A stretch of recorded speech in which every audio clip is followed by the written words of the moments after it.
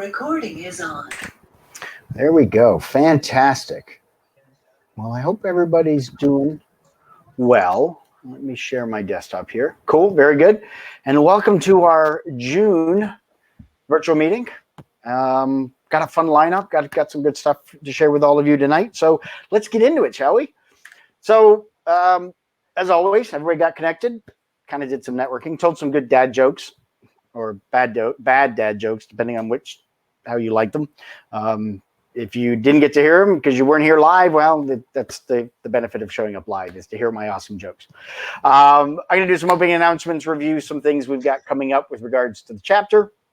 And then we've got two fantastic presentations from two amazing speakers, people that are well-known in the industry, and yeah, just two awesome, really cool people. I'm really excited that they're here presenting with us tonight, and then we'll get it all wrapped up around 8:30.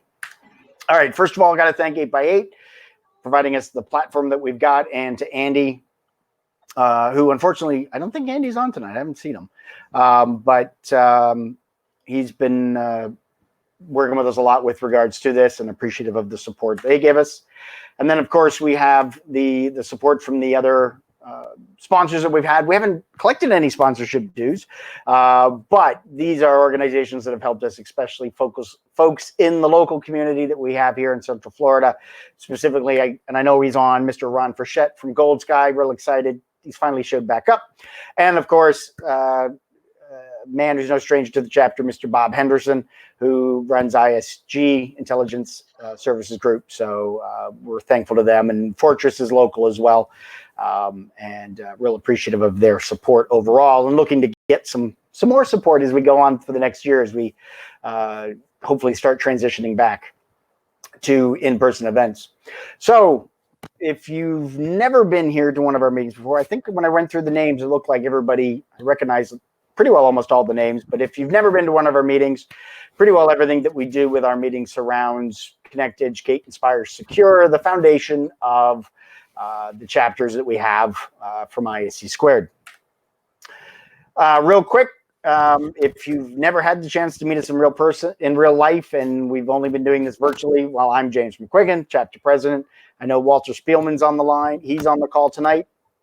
Oh, there's Walter waving. I didn't see Paul, if Paul was on, our treasurer. Tom unfortunately had a family emergency, couldn't be here. Debbie's not feeling well. She's under the weather. No, it's not COVID.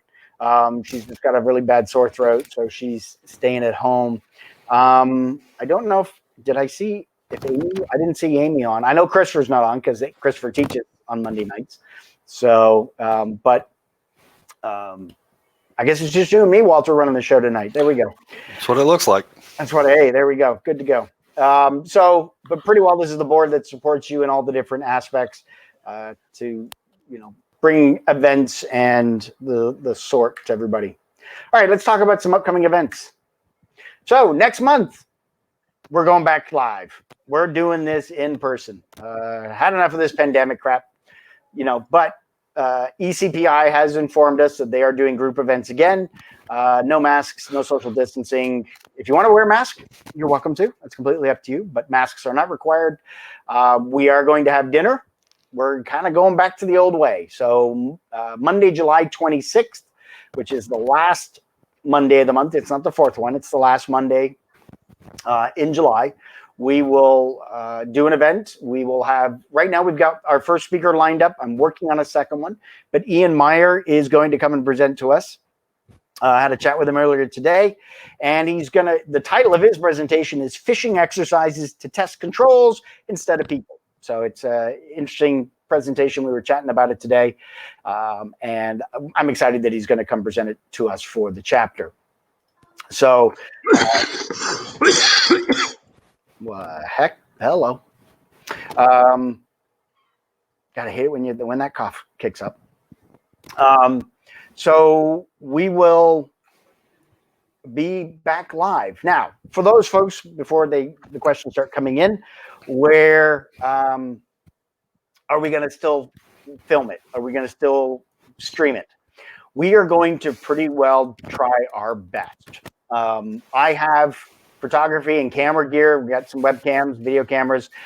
We're going to bring a laptop. We're going to set up OBS. We're going to connect to this through 8x8. So I'm going to mute everybody here. Because there was a weird echo coming through. The plan will be is that we'll make it available for streaming, but we're also going to make it so that you'll be able to come in attendance. Now we haven't opened registration yet. We'll probably open it up later on this week. We will most likely, the way it's going to get set up is we will have two kinds of tickets, one that's virtual and one that's in person. So that way we know how many people we got coming because we're going to have food. But then the other one is we're going to know how many people are going to be connecting virtually. So,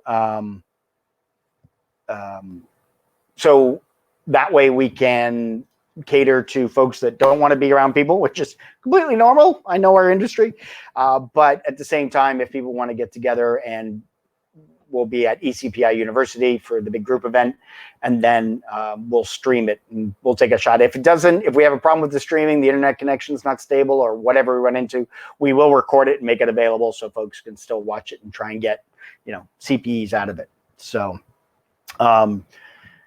yeah, we're excited to get back up in front of people, get in groups. I was in Charleston a couple of weeks ago for a conference. It was great feeling to be back up in front of people and see people and interact with folks again. Pretty well everybody that was at that conference had been vaccinated. So I've had mine, so I was fine. If you haven't had yours, that's quite all right. We're not checking vaccine cards at the door. We want to get folks back in the room and there as well. So when we set it up, there'll be an option to select it'll either be in the registration. You're going to let us know whether you're attending virtually or you're going to be there in person, because if we know you're coming in person, then we're going to have food for you. So it's important that if you end up changing your mind, you'll be able to go in and edit the registration and change it at that particular point in time when it comes up. So next month, we're back in person. We're going back live. Okay. Sunday, October 17th, 2021, which is the day before we have ISC Squared Security Congress. I'm going to talk a little bit about that in a minute. We are going to do we'll call it our annual meeting, but we're going to do our big meeting for our chapter members. We're going to do that at Sleuths again. If you've been a part of the chapter long enough, you remember being there. I requested the contract today, so we're still working. I have a friend who works there. So A, we're able to get a good deal, but B, they're open and they should be able to take care of us come October. Pretty well, we're going to try and do it like we did January of 2019. So we'll see how it goes. We got to figure out how we're going to allow outside chapter members to come and attend and how that works. So, but we'll figure it out. I'm not worried. The important thing is we want to do a fun event. We'll do it on that Sunday night. So that's going to be later on in October. But between then, so next month, July, ECPI. So then we've still got an August, September event. We're reaching out to Valencia and we've reached out to Full Sail. Haven't reached out to UCF yet, but we're going to see if we can either use their spaces if they're open. I know Valencia is kind of still working on a limited access. I don't know if I'm waiting to hear from the department chair, Dr. Youssef, who is my boss at Valencia when I teach there. But I'm waiting to hear back from him regarding the groups. I know, Jerry, you're on. If you want to drop something in chat, if you know anything different than I do with regards to that. There it is. Super secret lockdown. Yeah, well, so we did just find out they're going to allow us to have some office hours. So there might be the possibility of events, but I don't know. I doubt it. Yeah. And you'll actually want to reach out to Joan Alexander as far as events go. So okay, sounds good. Yeah. So I mean, if they're not even opening up the campus for students to come in back in the classes, then I can't imagine. Hey, bring 70 people into a room and have an event. So, and that's fine. We're looking to see what we may. If we do ECPI in July, we can't find a space, we might go back true virtual in August and shoot for October, where we do the annual meeting and then see what happens after that. But things are starting to open up, but there are places that are being a little more cautious, and that's fine. I don't have a problem with that. But any chance we can start getting folks back together and interacting and networking, that's kind of one of the big things that I enjoy about the chapter with everybody. So that, I'm getting tired of talking to my camera lens. As much as I love the camera and everything with it, I'm ready to just be talking to people face to face on a regular basis. So we'll see how it goes. Okay. One other fun event that's going on in September, it is a virtual event, but B-Sides Orlando is going to be they are doing their event. They had canceled it, but now they've apparently Chompy, the mascot, is doing a bite-sized B-Sides event September 17th and 18th. So that's on the weekend. The links there, when I'm done with the presentation, I've got a bunch of links. I'm going to drop them into the chat so that way you can go find it, or you can just Google B-Sides Orlando. But they're looking for people that want to participate in one of the 4 areas: the physical challenge, reverse engineering, the hardware hacking, and then cloud and Kubernetes, pen testing, red teaming, that kind of stuff they're looking at. Got 4 fantastic people that are going to lead those different categories and events. So if nothing else, the other cool part to all this, it's going to be free to attend. Granted, it's virtual, but it's free to attend. So you'll be able to watch, either participate or watch. I think they might have a Discord channel. I don't know, but they'll have some way that everybody can interact. And they do have Discord. They will have Discord. Okay, cool. They already do. It's a channel. Yes, that's right. They do. That's right. They do have a Discord channel already. They'll probably continue to use that for the event. That's right. Yeah, I was just using it today. So, thanks, Gabe. The camera loves me. Yeah. Face for radio, man. I tell you, face for radio. Okay, so we're not the only game in town. There are, I saw Patrick was online. You guys had an event last month. Do you guys have one this month or for July? Patrick, you're on mute if you're going to talk. He may have stepped away, or he's talking and doesn't realize he's muted. But anyway, ISSA do their meetings. They are the second Friday of every month. They may not have just posted it yet, but second Friday of every month. Then you've got the second Thursday of every month. You have CSNP, Cybersecurity Nonprofit Group. That's run by Bob Henderson, who's on the call as well. But they do a CISO interview on those second Thursdays, and they're always informative. Good information, kind of see it, this perspective from the CISO, completely different than what we might see if we're not CISOs. Certain things that we wouldn't think would be that they would have perspective on, but they do. So, can I mention who's coming on next month? Sure. Who is it, Bob? Chris L, CISO of Wendy's, will be our guest on July 8th.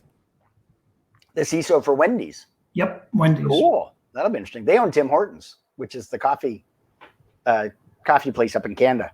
Yeah. So cool. Well, that'll be neat because they've got an interesting perspective of restaurants and retail, and well, not retail, but restaurants, food and beverage, PCI, all that good stuff. So, yep. Cool. So, and then I did have a chat the other day with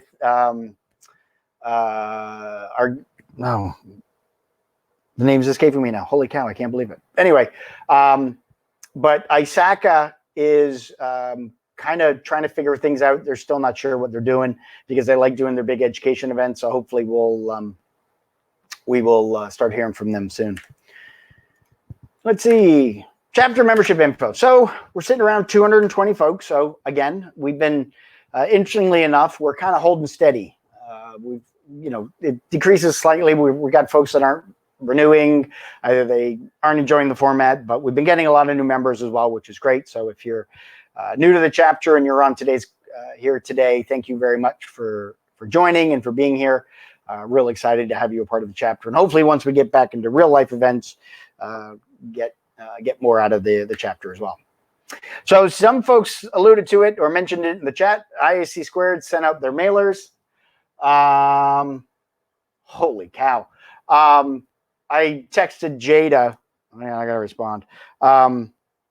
You guys were giving me busting my chops or asking, but we're doing this chapter chat.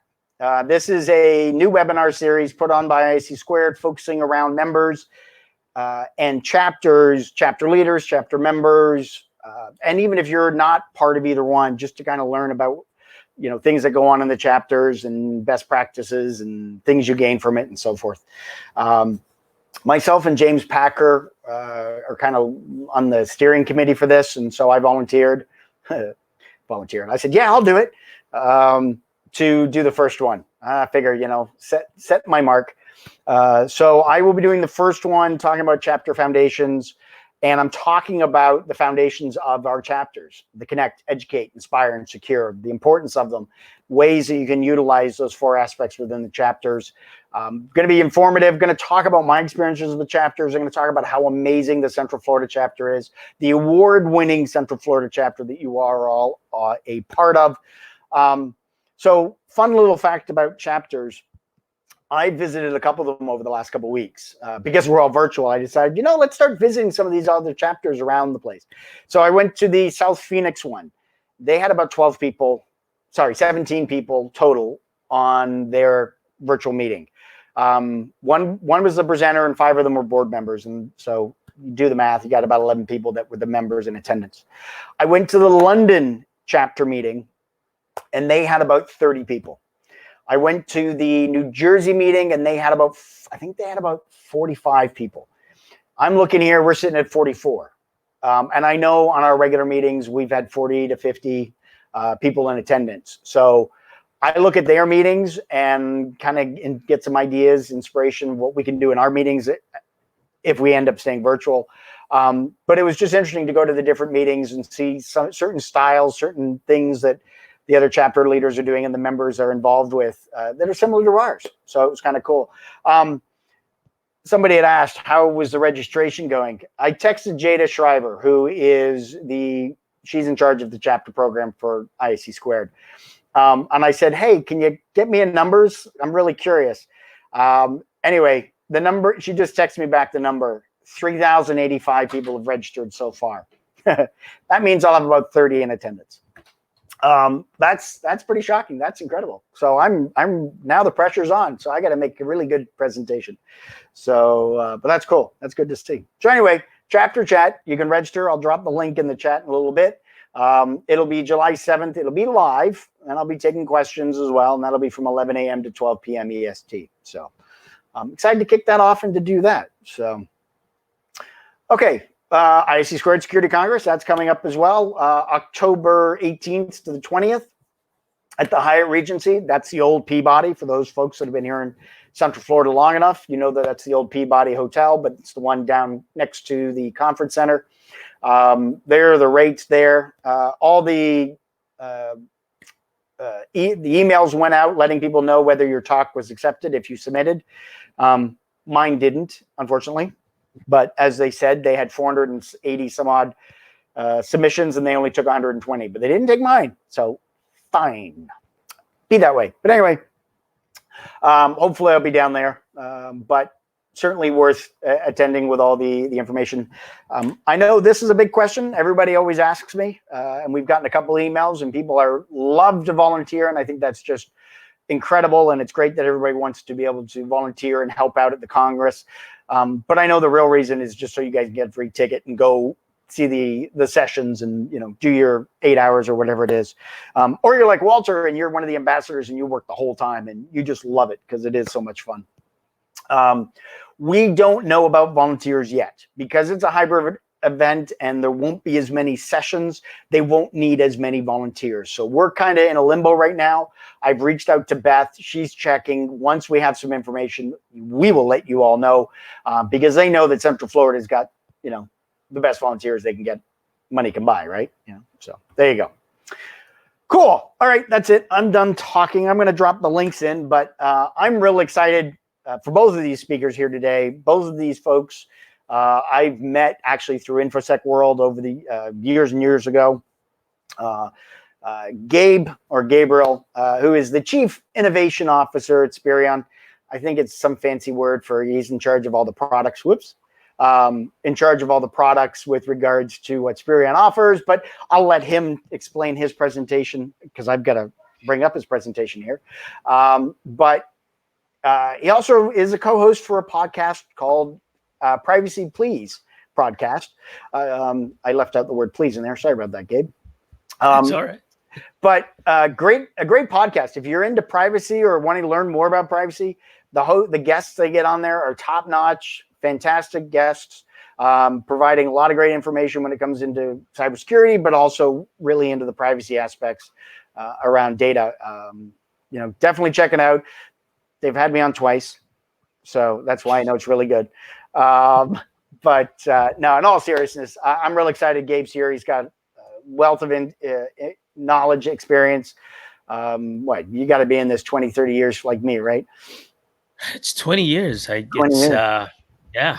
Sometimes it's easy to forget that. And oftentimes I think people look at me and goes, no way you've been at this 20 years. And it's probably because I haven't let it age me. But my secret to not letting it age me is I just don't really care that much, to be honest with you. I'm kidding. That's one way to do it. All right, let's this is the thing I literally care about more than just about anything else, other than the close friends and family and whatnot in my life. I do appreciate that introduction. Thank you very much. It might be helpful to give you a little bit of a background, to give you all a little bit of a background on those last 20 years. And first, let me thank you for having me. It's an absolute pleasure to be here. And as I sit here, I do ask myself. I only relocated to Florida just a couple years ago, and I am remiss in not having actually officially become a member. So note to self, I will fix that before this week is out. Crying in the shower on Fridays, yes, also helps. The key, Dan, however, is you have to do it in a fetal position while rocking yourself like this. It keeps the wrinkles from settling in for sure. One good way. But like a lot of you that have been in the industry for quite some time, I got my start in the networking side of the world, which is to say I was originally a network engineer, old enough to have been involved in switching networks from token ring to Ethernet, like literally physically, but equally young enough to not have luckily lived in that line for long. But in that time, I spent most of my formative years in the New York City tri-state area, and it was and still remains a very rich InfoSec community. So I more or less grew up in and around the 2600 meetings and my local Linux user group meetings and so forth. So I'd always been in and around security even before people decided it was a good idea to cut me a check for it. It seems they still think that's not a bad idea, so we'll see. Throughout that time, I've spent it as an ethical hacker, a forensic specialist. In fact, I've got some juicy stories from when I was the in-house forensic recovery expert for a divorce firm in New York City. Some of those stories will make you cry, but most of them will make you laugh, I promise. You can get paid for yeah, I know. Don't tell Jim. Don't tell Jim that he can get paid for this. He's going to want a lot of money. I can see it coming already. And then throughout the rest of that time, let's see. So I spent a lot of time then as a security architect, building out security programs for a variety of organizations, again, in the Northeast for the most part. Worked for some big pharma companies, did a lot of consulting work in the fintech space and in the traditional fin services space as well, too. And before making my transition from the practitioner side of the world to more the provider side of the world, if you would, depending on how you like to think about those two things, I last exited as I was running the application security program for Pfizer at the time. I built a number of their security programs, including their intrusion prevention operational systems. I did a bunch of SecOps work for them. And so when I first took over the AppSec program in particular, I think we had, I don't know, maybe 40 or 50 applications of our own. They ranged from everything from things that collected patient health information during clinical trials to, just your basic run-of-the-mill marketing stuff. And we encountered any number of issues with having, applications that process, collected, gathered sensitive information. This is almost 10 years ago at this point. So, the world was a different place. Although things like CCPA, GDPR, et cetera, didn't exist, namely the regulations that focus very explicitly on privacy. Things like HIPAA had, right? Like HIPAA's been with us since 95 and has always been very privacy centric. And so it was right around that time I got a call from another friend who had started an application security company. You might know them, little company called White Hat Security. And so And so the task there was help us translate a lot of these business requirements for the things that are necessary in your world to keep these applications safe into the tools and technologies we need to provide to actual practitioners. And so begun my journey into product world. And so fast forward to today, and as Chief Innovation Officer, yes, my job, and I wear many hats, is largely to understand where technology is headed and make sure that I'm bringing it there to meet a lot of challenges that we all as practitioners face.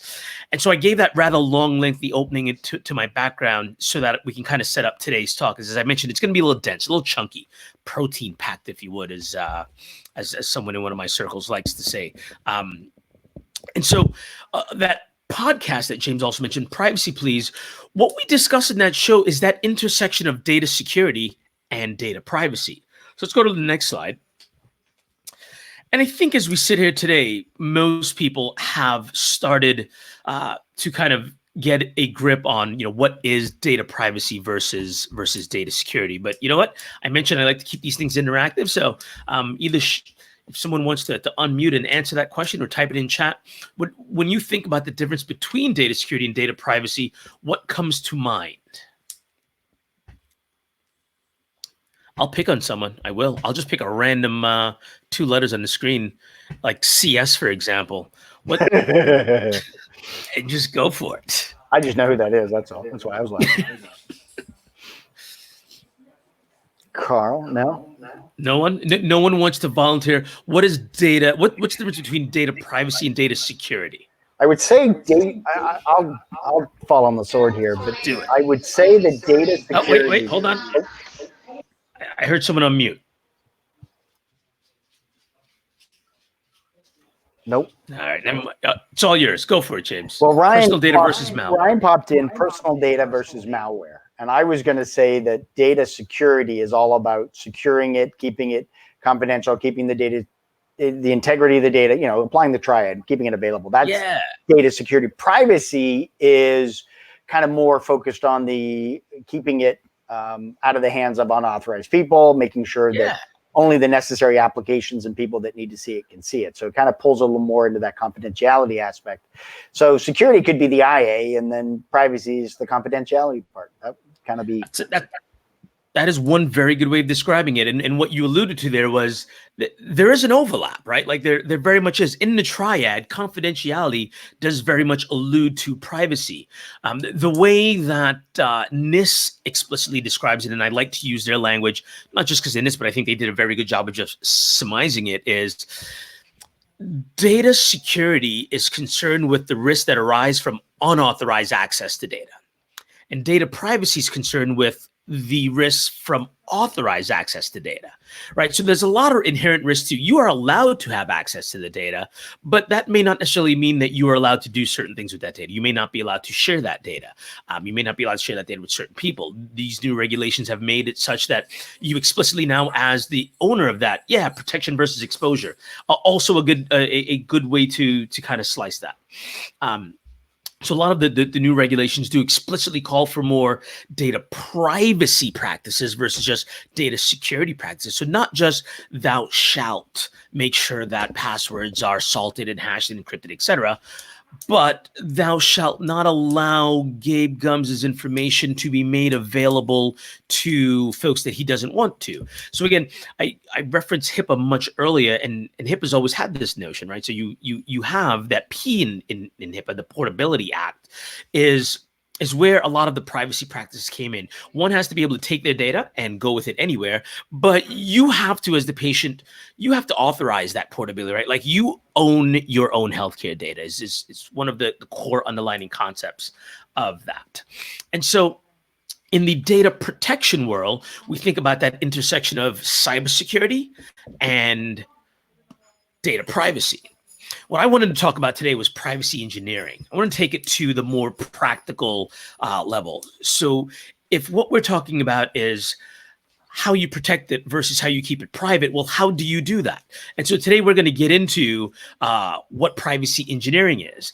And so using a similar analogy, what you see on the screen is I wanted to show that overlap. Privacy engineering sits explicitly at that intersection of data privacy and application security. So when you think about application security, you think about your OWASP and all of those, the other frameworks encompassing protecting data inside of systems.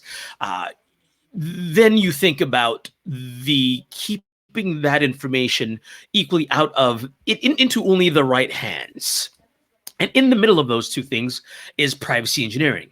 It is by far not that new of a concept. In fact, and I apologize to Anne, she's not on the call, but I did not properly put her title here. Dr. Anne Shavakin originally introduced the concept of privacy by design well over 10 years ago.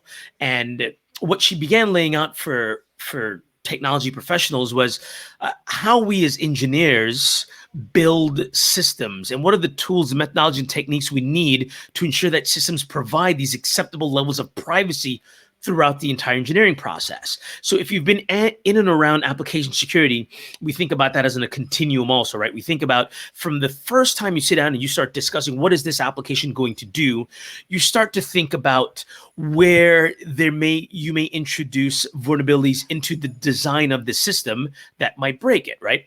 And so folks like Adam Shostak, who used to be over at Microsoft, have, they have these big, I don't want to use the word elaborate, but they have these well-defined systems for doing things like threat modeling against systems to understand when you might introduce those. So that's the very early end of that engineering process, right? Again, there you go, threat modeling. Yeah, that's the one. Nice.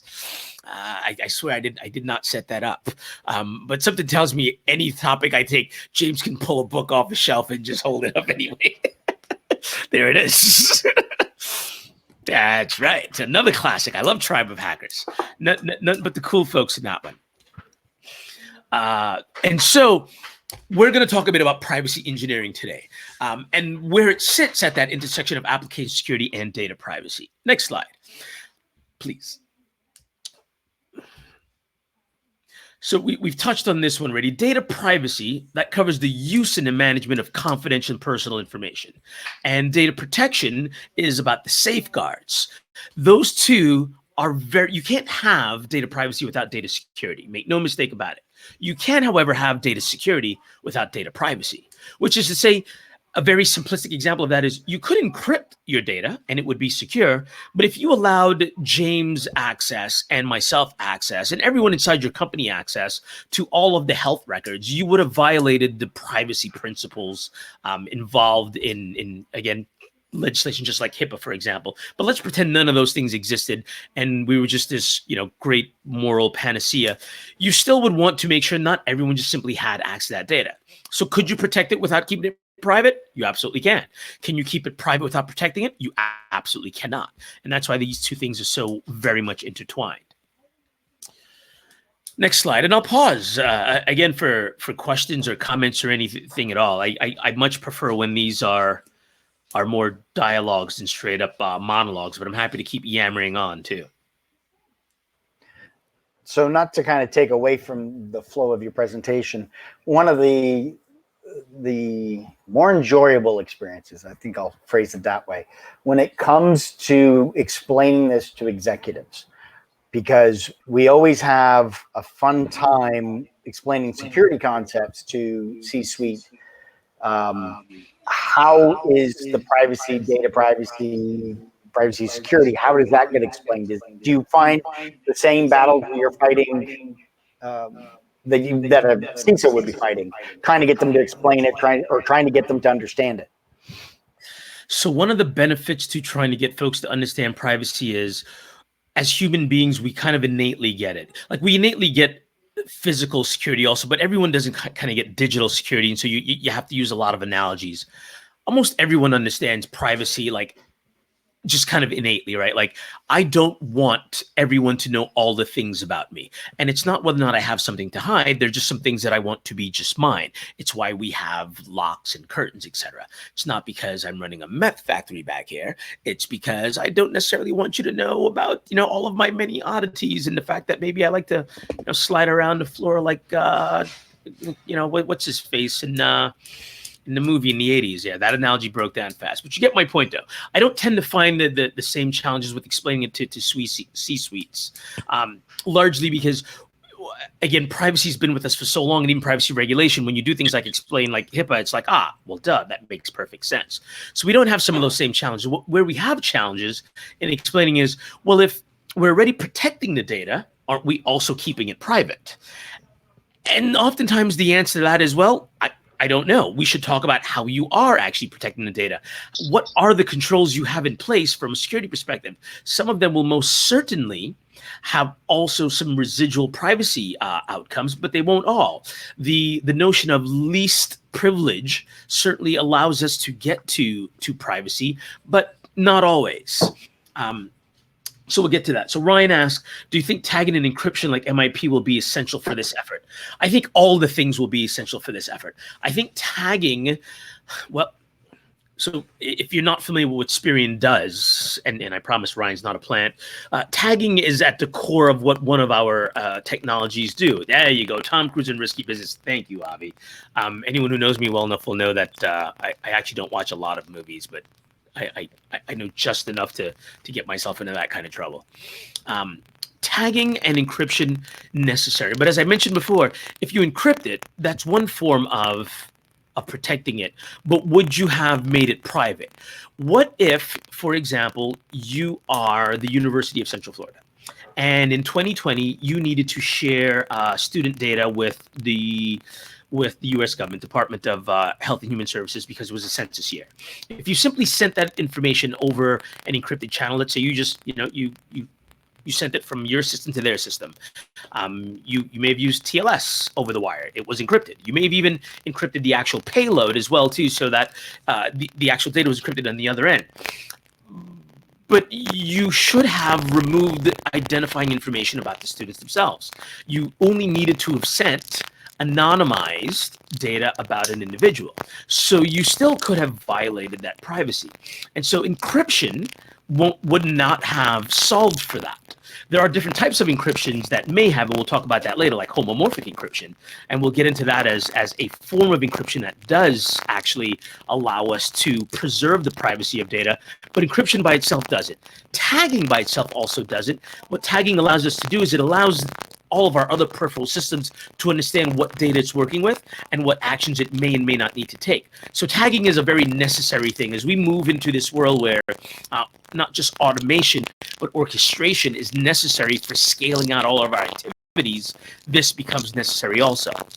I give another talk about privacy operations and how I foresee the future of security operations, and more importantly, the SOC Security Operations Center transforming into a Security and Privacy Operations Center. Wait for it, the SPOC.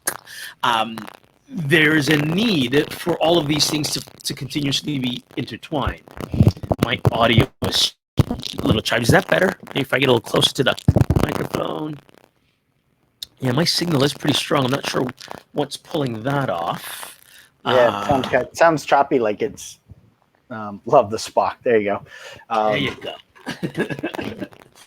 Yeah. It's like you got to get your rabbit ears out and start tweaking it.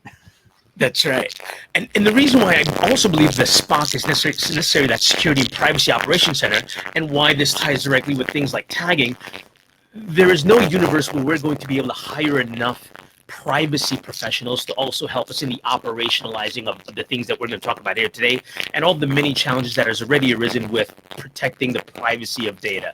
We already complain as an industry that we don't have enough qualified cybersecurity professionals. Again, anyone who's ever listened to me rant and rave, I have yet another religious bent where I don't necessarily agree with that. Forget necessarily agree. I absolutely wholeheartedly disagree with that statement. And I think our challenges are more along the lines of the types of technologies and techniques that we use to solve these problems. And folks like myself, that is to say the people that are at the forefront of delivering solutions to help solve these problems, it's on us to build better systems that allows us to meet these challenges without thinking we're going to go hire another million people to do these things. And then all of a sudden privacy came flooding down the street, and we couldn't fill the cybersecurity jobs. What makes us think we're going to fill the privacy jobs? Like that's not going to happen. So yes, tagging and encryption will be essential, but they are just components to that as well too. And James, you should probably keep me honest because I didn't time this, but I think I only have like 5 slides because again, I didn't want to just read from the slides. I wanted to make sure I was educating everyone here. And as I prefaced at the top of this is actually broken down from roughly a 2-day training class.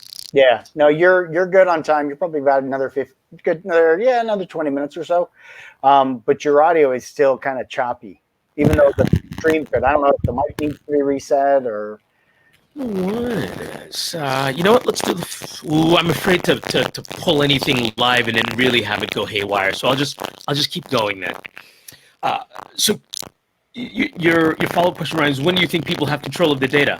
Well, they have control of their data right now, which is to say you've always had control of your data in so much that you didn't have to join Facebook. There's some elements of your data that obviously you had to put into the system and you have less control over, and laws like CCPA and all of the other 38 states that are now following, and we will most certainly have 50 laws across 50 states exactly what is Facebook. We will get control back of that data. Or I should say, we will gain greater control of that data. The control that I'm really more interested in, though, is the financial control of your data. And there are some organizations popping up also to help return that financial control to yourself. The Facebooks of the world monetize your data on a ridiculous level. They were this close to becoming $1 trillion company right up until they decided to pick a fight with Apple and Google. That's not going to end well for them. I like where this fight is going, though. I never thought I'd be rooting for Apple and Google, but when the enemy's Facebook, I'm game for that fight.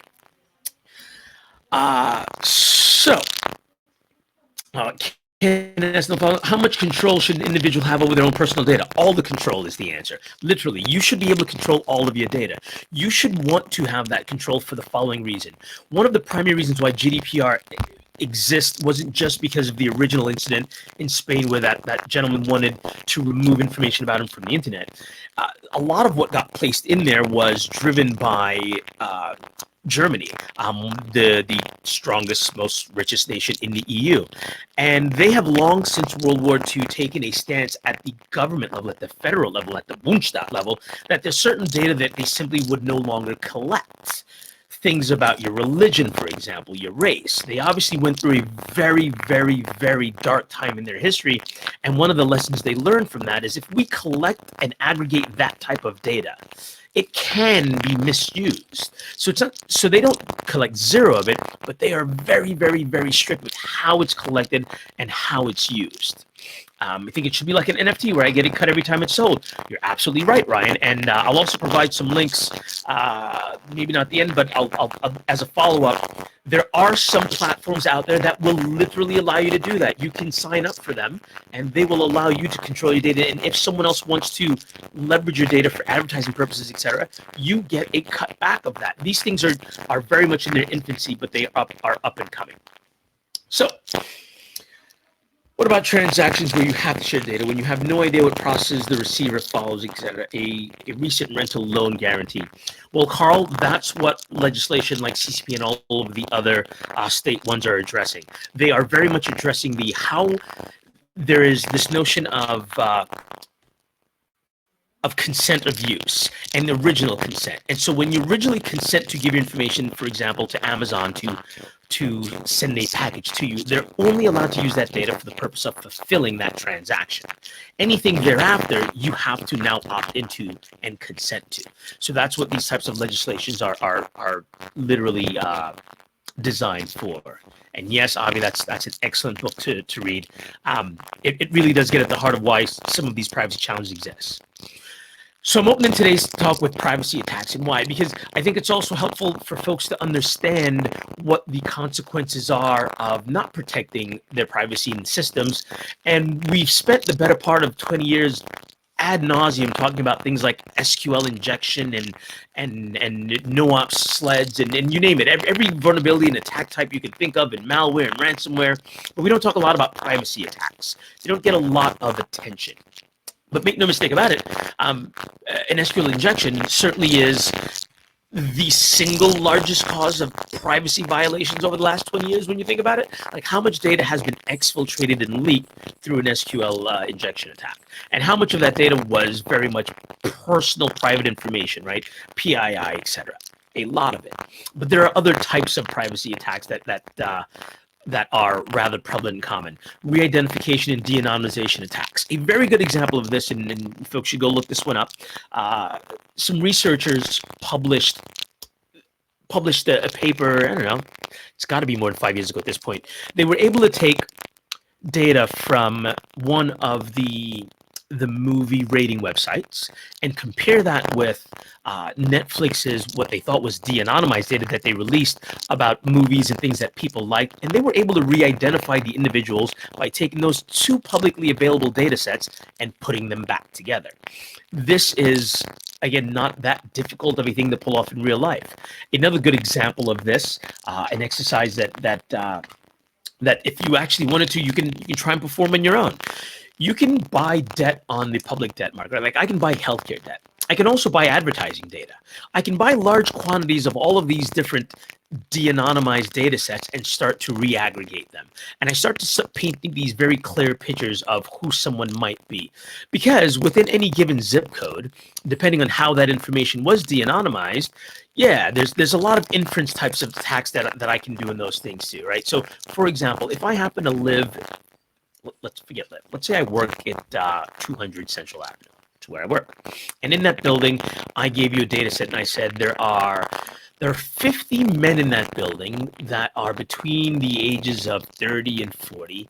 And these men are they all have they all drive a similar vehicle, and they all have this very same specific healthcare issue, right? Like, if I also give you another data set that then identifies those individuals in any way that those two starts overlapping, you can start to see how you can re-identify those. So re-identification and de-anonymization attacks have existed forever. In fact, attackers use these all the time in credential stuffing attacks. Steal one big sum of information from one website, and I'll steal a bunch of stuff from another one. So now I've got the passwords you use, but I also know the websites you visit, and maybe I scraped all of your data from Facebook, so I know what high school you went to, so that I can do things like answer your challenge questions. Those things allow me to re-identify who you are, and thinking about that threat model through that lens allows us to think about how we should be sharing data if we're going to share it. Reconstruction attacks are quite similar to that. Any method where you can partially reconstruct private data sets from public aggregated information will allow for the same thing. So again, there's a lot of public data sets that are released. Department of Health and Human Services puts out tons of information. Census Bureau, you name it. Any number of organizations publishes a lot of public data. And then there are a lot of private data sets available for purchase, whether those are from data brokers, and there are no shortage of data brokers that will sell you no shortage of information about everyone. You can buy those data sets and put them back together. Dr. Jerry Roberts, the works by Sweeney were really interesting and scary stuff. Yes, basically she says you only need about 3 pieces of information to figure out who someone is. Yeah, that's largely true. So the number of tuples or just, the number of data points you need to identify an individual can be as few as 3 in a given data set. That's accurate, right? So age, sex, race can oftentimes be enough to start honing in on an individual. And then from there, I can start making lots of inferences that will get me to a very high likelihood of identifying that person. There are other attacks like tracing attacks to determine whether or not an individual is included in the data set. So similarly, whether or not I'm trying to re-identify the entire data set just to know who's in the data set, I might just want to figure out, is James McQuiggan in the data set of the people in that 200 Central App building? So I take information I know about him, I compare it against that information that was publicly available there. Oof. It's getting worse and echoing. All right, I am going to try some. 1 second.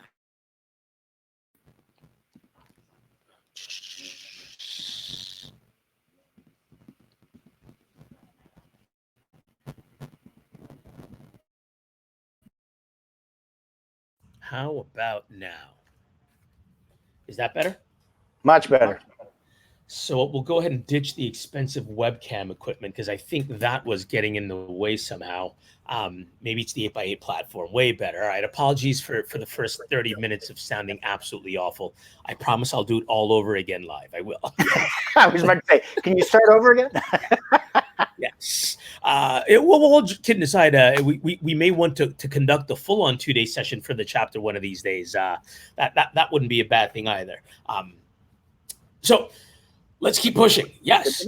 Okay. So these are just some of the privacy attacks that exist. Identity disclosure, again, so similar to tracing attacks, this goes the extra step of, again, identifying specific individuals in data sets.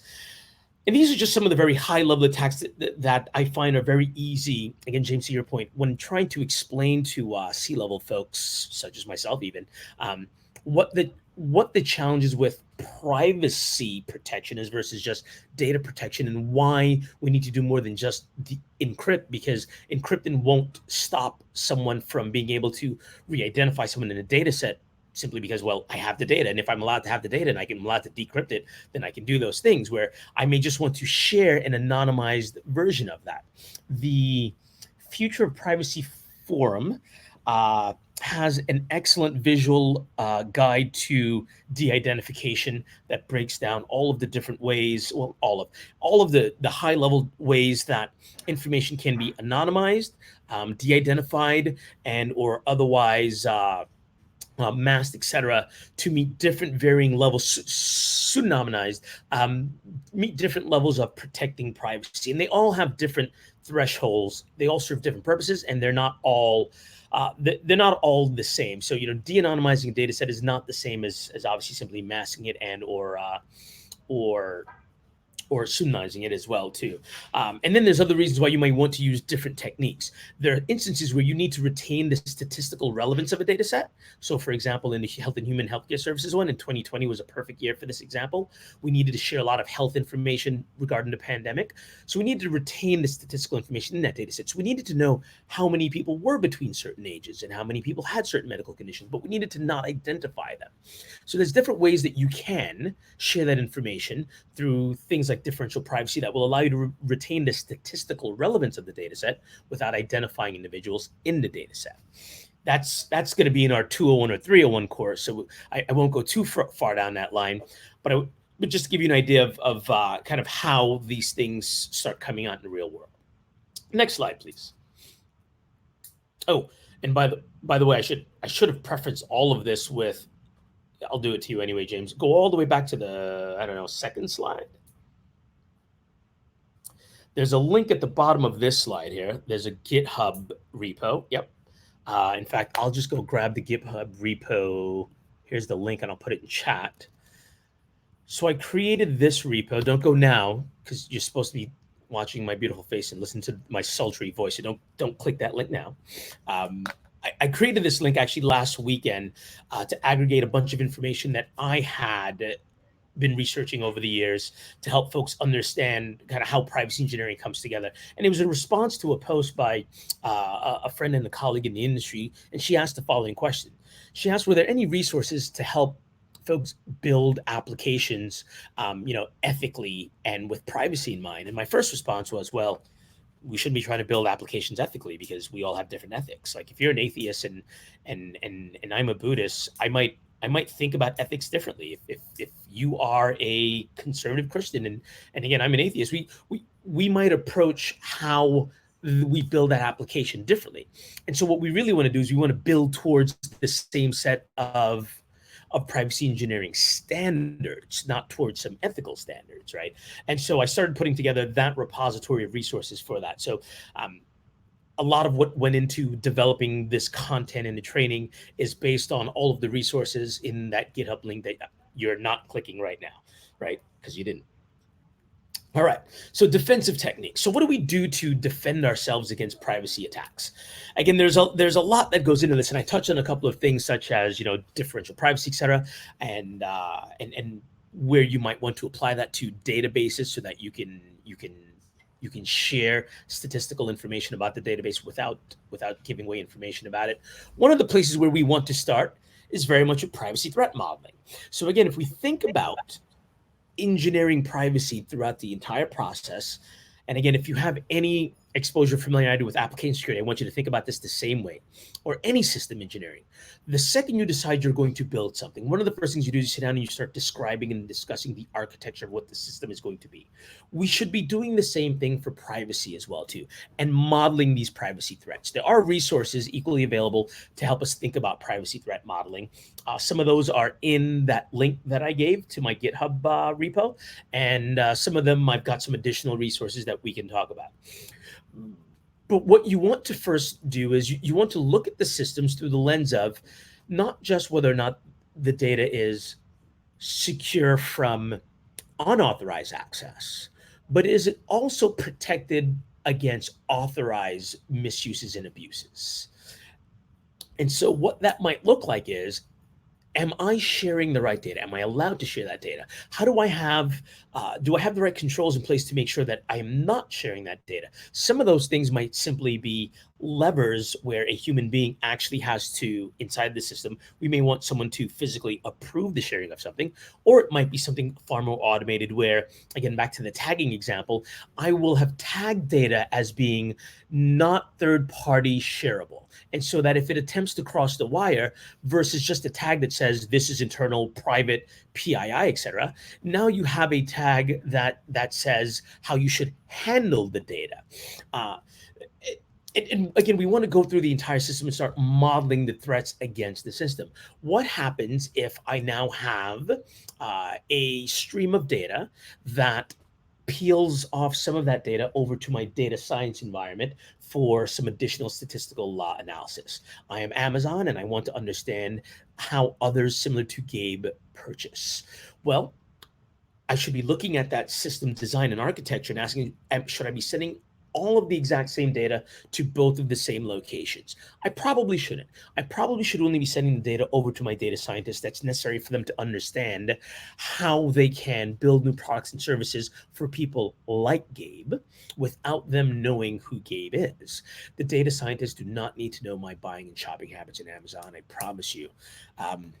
I don't want them to know it. So again, back to that privacy thing. It's like there's nothing there to hide, but I don't really want them to know what it is that I'm shopping for, right? And then the OWASP, back to my old friends at the Open Web Application Security project, they have a top 10 privacy checklist also. So much like your traditional OWASP top 10 list that you're all familiar with, I'm sure you are, there's also a privacy one. And these talk about the top vulnerabilities that are associated with privacy. And some of them, again, are very, very similar. You have your standard, web application vulnerabilities that allow, like, SQL injection for data to be leaked out. But then you have things like insufficient deletion of personal data. You have things like over aggregation of data. In this data-rich world, we have this bad habit of just wanting to collect all the information and shove it into data lakes so we can learn from it, so we can monetize it, etc. So visit the OWASP top 10 privacy risks, and the P1 through P10, there are explanations of what they are, and there's also some mitigating controls to each of them. Although if I'm not mistaken, maybe not all of them, because I know I just submitted some additional ones for them because the project is still relatively new. Let's push forward because I know I'm eating into time. Next slide, please. Love me some awesome indeed. So privacy by design. Let's talk about some of the high level strategies, and again in the follow up we can break these down further. But there are two components to privacy by design. There's the technology, right? So there's the tools, and then there's the techniques, the strategies. So the tools, we call those PETs. These are privacy enhancing technologies. And these privacy enhancing technologies are things like homomorphic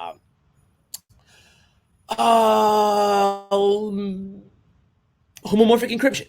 A great example of privacy enhancing technology. It allows me to encrypt the data set such that I can ask questions of the data and I only ever return an answer that never shares direct information about the data, but it answers the question. So for example, you can ask a homomorphically encrypted data set, tell me about all of the individuals that live within this zip code and whether or not they are susceptible to heart disease. And what it will do is it will do things like give you representative samples of that database, maybe 5% of them, without fully sharing all of those things. I'm oversimplifying some of this. this. There's things like secure multi-party computation that allows you to provide secure two-way party computational circuits between systems so that data can be shared privately.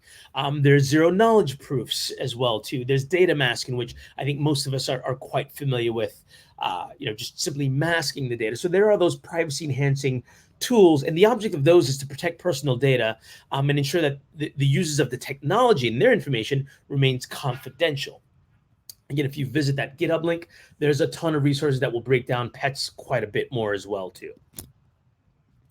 Then there's the strategies. This is, if you take nothing else away from tonight, I want you to think about these strategies as you think about how I'm going to approach looking at the privacy of data in our systems. You should ensure that you're minimizing data collection, that you are hiding, and I do literally mean hiding. This is one of those areas where in security, we think like hiding is kind of a bad thing, like no security through obscurity, although some people like it.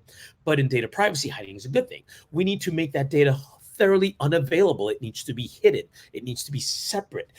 We need to not aggregate all of it. We need to inform other individuals and systems as to what the data is. These are practices that were antithetical to security 10 years ago, right? It was, we don't want to overly describe what the data is because then bad guys might get inside our systems and then they'll automatically know. Well, guess what? Your average ransomware has a data discovery component to it that looks for keywords, uses regex, etc. It tries to find sensitive information. It works just the way the rest of your data discovery tools work, only it's a poor man's version of that because the attackers have learned I can get more money if I ransom your sensitive data, not just any data. Let's jump to the next slide. I think I repeated that slide. Bad Gabe. One more. There we go. Data loss prevention is not typically a good way to handle data privacy because loss prevention is, again, it's concerned with the unauthorized access to data. Data loss prevention will do nothing for that authorized access to data where I will share data with people that are authorized to have it, but may not need to have all of it. So again, while there are some overlaps there, that not necessarily onto themselves. However, if your data loss prevention solution is capable of understanding a tag that, just short of all of them will do this these days. But if what you're doing is employing not just your basic security tags, but also privacy tags that says this data cannot be shared with a third party, then you can have it such that your DLPs are configured so that if you have a sharing link between you and another technology partner, or let's say you're in the retail world, you're Walmart, you can now have it such that data should never traverse the wire to one of those other partners because you're not supposed to share that data. So it can help, but not specifically in that case. But some of the other design strategies you want to ensure that you're using are the concepts of de-identification, anonymization. Again, encryption very much plays a role here. Choice, consent. Are you asking your customers or whoever you collect that data from how that information, how you want them to use, how you are going to use that information and whether or not they have your consent to do so. CCPA has some thresholds where you may not have to do so today. You have to, have California residents, et cetera, and certain amount of revenue. But again, every state is getting on that, bad choice of phrasing, but bandwagon. And so you will have to ensure that you are tracking that consent. And I'm not talking about the annoying cookie consent, little, accept all, yes, I'm using your cookies, et cetera. We're talking about the consent of you collected my information to deliver me a package, and I consent for you to process that information, deliver my package, and nothing further. I do not consent with you sharing that information with American Express so that they can then deliver me other ads for me to purchase things, right? So these are the high level mitigating strategies that you want to think about when employing mitigating controls against privacy leaking, et cetera. I'm pretty sure I'm up on time, and I'm again, without getting too much deep into the real crunchy hard stuff, we can pause there and I can take some questions because there's so much to chew there. And as I mentioned before, I'm so happy to come back and do more of this. We can do the full-on training for anyone that really wants to get deep into it. We can take this in any number of directions, but I wanted to spend some time this evening just getting folks kind of introduced to this idea of privacy engineering, where it fits into the world that you already exist in now, and you may just not have been thinking about it, and where we should start trying to employ these things in our environments. Cool. Examples, massive game dev. Allow APIs. Yes. That's exactly right. And as you will recall, that data was then used, further as we understand it now, in specifically targeting information at individuals to sway them one way or another. That was a perfect example of the API was secure, but it had zero privacy controls inside of it. And that is exactly why, from an application and from an engineering perspective, we have to look at those things. And from a security operations perspective, we have to ensure that, again, if we were looking at the data that was traversing that API, someone should have noticed, why are we sending all of that type of data to a game developer, right? Like that should have triggered a privacy alarm. And one of these days, and I suspect we're only 5 to 7 years out from this, when we're all sitting around staring at our Spock screens at Security and Privacy Operations Center, an alarm should go off that says API 9825 is sharing sensitive private information with game developers. That violates a policy. That's the kind of privacy operations that will be required so that those types of mistakes do not happen in the future. Some of those we do certainly see coming to life today, but I would say that most of those are happening at the super high tech levels of organizations. And the average privacy control today, most of us are just having the benefit of residual privacy based on security controls. And we still have all of this inherent privacy risk that's just kind of hanging out there. All right, I'll pause there. For your training program that you referenced, did you say it's a 2-day training or a 1-day training, or? So in the current format, the long format is 2 full days. Right. It can be broken down into 1 day at kind of the 101 level. When we get real deep and super technical, when we start getting into homomorphic encryption and how we apply it and all those things, which may not be for everyone, that gets down into 2 days. We could probably even do a full half-day session where we get deep enough that that folks can walk away with some practical understanding of what they may need to do later, without having to keep folks for a solid 8 hours. But again, for those of you that know me, I got no problem yammering on for days on end. You like to talk. No, there's nothing wrong with that. No, we did an 8-hour training class a couple weeks. It was virtual. We did it last month, and so we've done full day training sessions like on Saturdays, and we got a facility here in Central Florida that you can easily come up to. It's straight up to the I-4 for you. So, all right. Well, then we will certainly talk about that. Robert asked, any hope of reversing the huge vacuum cleaner effect that most platforms have become? Facebook is certainly upset about Apple's restrictions. Stop using Facebook? Well, there's that. There are some things that you can do individually yourself. One of those things is you can start injecting more noise into the system. I think it's in my GitHub link, and if it's not, I'll double check and add it there. I'll share it with this team here. But there's actually some tools that will literally shove a ton of information that you intentionally curate about yourself into systems like Facebook, so that it just starts creating noise about you. So it's like all of a sudden Facebook starts thinking that you're into all kinds of rando nonsense that you're not, right? Like it will generate a bunch of search queries that starts making all these other systems that vacuum up all this information. It just confuses them. But is there some hope of reversing that otherwise? I think our best hope of that is in, and I hate to say this a lot, but the truth is it's going to be through legislation. We're going to have to start by shutting the door now that the proverbial horse is already out, so that these organizations are no longer sharing that information in ways that we don't want them to, and not using it in ways that we don't want them to. But they have the information. The good news is a lot of that information does go stale, which is why Facebook wants you in their platform 24/7. They need to know about you all the time. Sure, your name, your age, etc. won't change, but what's really valuable to them is your behavior. And your behavior does change. Day to day it changes, week to week it changes, year to year it changes. And so the real hope that that I have is that as individuals start becoming more aware of their own privacy concerns, as I feel like most people are these days, they understand that Facebook is inherently not a platform that respects their privacy.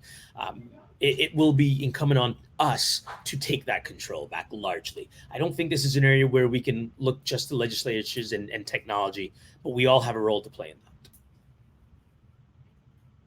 Very cool. Wow. I've just, while you were answering that question, I decided to scan through the GitHub resource that you have, and that is a lot of good information in there. Holy cow. It's protein packed, my friends. It's protein, major protein. Holy cow. It's a turducken of data. There it is. With an extra side of potatoes. Extra side of garlic smashed potatoes and gravy. There you go. More and more states looking to drop their own mandatory privacy laws, so I'd say that's early silver lining. Same as regulated industries. For compliance purposes, they have at least pretend to care to a degree. Exactly. This is a conversation I think we can go on for hours. So you and I, Gabe, will have a conversation about what it takes to get you up here. Maybe do a one-day workshop. Get you up here to Central Florida, because you're just down the road, man. Down in Tampa. I'm just right down the road for sure. In fact, I'll be over your way next weekend. Say, hey, you know what? In fact, I need to text you and see. If Okay. Yeah. I see it. Yeah. There it is. There we go. Cool. Well, Gabe, again, thank you very much. This has been a long time coming to get you to present here, and this is some great info. I think a lot of folks are taking away from it, as we see from the chat that's going on. So hopefully maybe we can get you up here, come to one of the regular chapter meetings when we get back in real life. So yes, indeed. And again, the shame is on me for not having joined. So I will fix that. I will be back. And cool. And hopefully the next time I'm back, you can count me amongst the membership as well, too. Sure. Thanks for having me. On the screen, folks, I've got his LinkedIn profile. You can look him up on LinkedIn, through Gabriel Gumbs. He's on Twitter as well, real easy to see. I'll drop the link in the chat here in a little bit. But yeah, again, thanks, Gabe. And glad you finally got to able to present. So cool. Thank you all very much. Appreciate it. Fantastic. All right. So let's go this way. Our next speaker, Katie Teitler, or Catherine Teitler. Met Catherine through InfoSec World, and I know Gabe did as well, many, many years ago when she was the content director. She ran it for that and Sands and a couple other places. But she went on to bigger and better things at InfoSec World, if you ask me. She's an incredible researcher, analyst, writer. She can edit the heck out of anything you give her. I'd say she's almost like a Rumpelstiltskin, where you could hand her crap like hay and she could turn it into gold for you. She's going to talk to us. Is her camera on? Is she kicked on her camera yet? I can't see yet. Nope, not yet. Here it comes. Here she comes. And she's also I'm going to experience it later on this week, but a fantastic moderator, because on Wednesday, she's moderating a panel with a couple of folks. I don't know if you want to watch it or not, but it's dealing with, access strategies in the hybrid world. They got this guy, James McQuagan, but check it out to see the guys from Wallach. That's the really cool stuff. So I'll post that link on there, but real excited to do that webinar with her, but even more excited that she's here to talk to all of us this evening. So I'm going to go ahead and stop sharing my desktop, Katie, and you can take over. And I will share mine. See if I get the right screen here. Put it in presentation mode. Ta-da! Yay! There we go. All right. Good. Ready, So it's confusing. You put it in presentation mode, everything else goes away. But thanks for having me. It's fun to present. You presented for me for a bunch of years when I was running content at InfoSec World, so it's a nice little change of pace. So, hi everybody, I'm Katie Teitler, Catherine Teitler, whatever you want to call me, either is fine. And I head up the research and advisory group at Tag Cyber. We're a small cybersecurity research analyst firm. We were founded by Ed Amoroso, former chief security officer at AT&T, and we're on a mission to take down some of the bigger names, they who shall not be named on this call, but you all know who they are, and you probably subscribe to them as well.